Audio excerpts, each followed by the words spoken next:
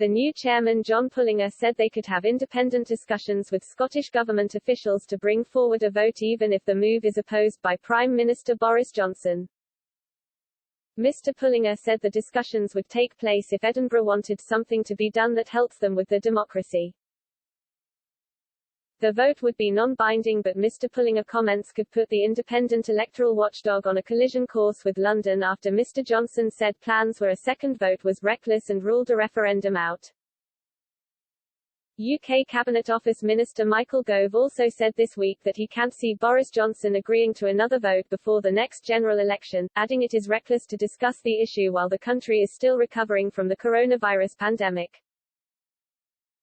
Making the remarks to The Telegraph, the chairman of Britain's elections regulator, added, the UK Electoral Commission is also the Electoral Commission specifically for Scotland and Wales.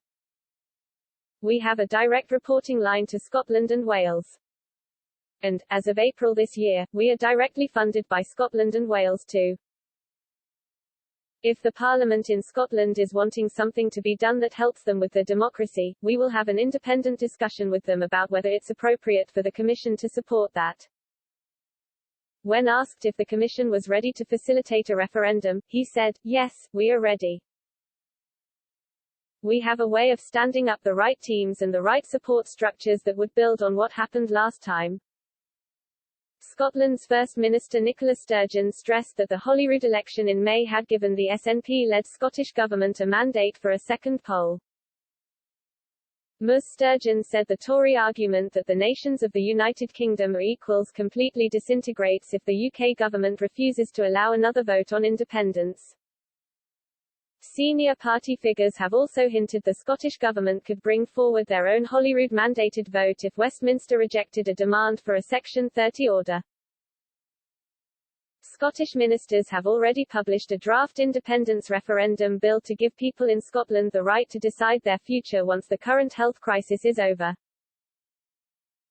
The Scottish Independence Referendum Bill, published in March, stipulates the next Scottish Parliament should decide the timing of any referendum. The draft bill states the question asked should be the same as at the 2014 referendum: should Scotland be an independent country? Under the proposed legislation, it would also extend voting eligibility to match the franchise at Scottish Parliament and local government elections, which is age 16. The Scottish Government today said the First Minister was focused first on tackling the coronavirus pandemic, but stressed a vote could not be prevented.